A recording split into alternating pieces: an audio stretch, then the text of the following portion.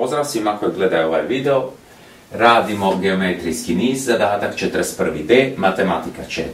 Što je poznato? Zbroj prvog, drugog i trećeg člana geometrijskog niza je 31, a samo prvi i treći zbrojeni daju 26.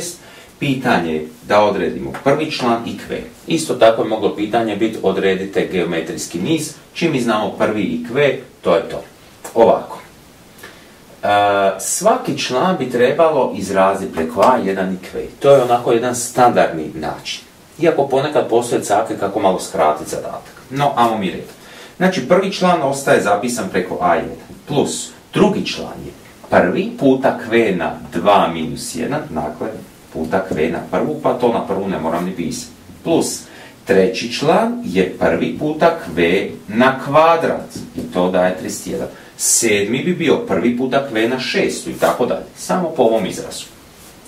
Zbroj prvog, koji ostaje kao prvi, i trećeg, dakle A1 puta kve na kvadrat je 26.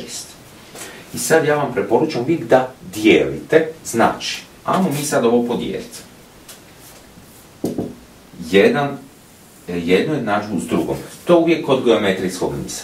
Dakle, ovo će biti u brojniku kroz ovo jednako je 31 kroz 26.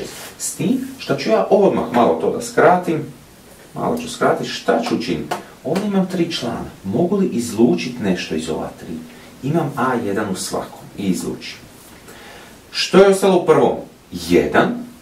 Jer kad nema ničega to je 1. Plus, kad sam ovdje izlučio A1, ostalo je kve. I plus, kad sam ovdje izlučio, ostalo je kve na kvadrat. Dakle, to je ovo. Kad to podijelim s ovim ovdje izrazom, ali odmah opet idem izlučiti A1 jer tu su 2 člana, što je ostalo u prvom? 1 plus, kad ovdje izlučim A1, ostane ovaj kve kvadrat. Znači, radim dvije stvari istovremeno. Vi nemojte ovako.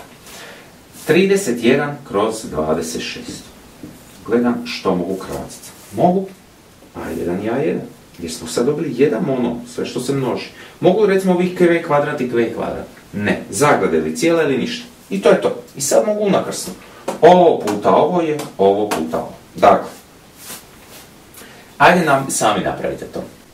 Evo vidimo, izmnožio sam ovu zagradu sa 26, stavio sam 26 puta ta zagrada, jednako je 31 puta ova zagrada. Sve izmnožim, sredim i preselim na lijevu stranu i dobijem ovako. 5 kve na kvadrat minus 26 kve plus P0.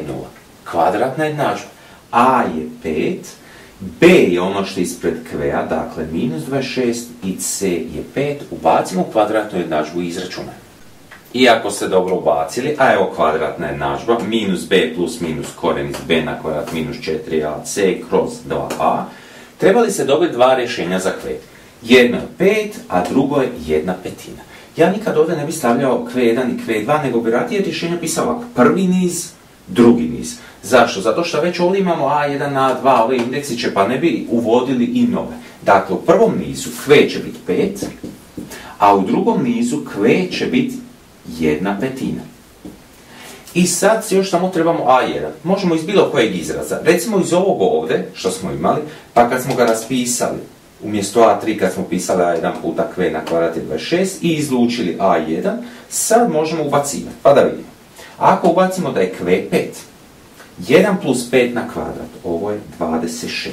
Dakle, A1 puta 1 plus 25 je 26, jednako je 26, A1 je definitivno 26 kroz 26, što je 1.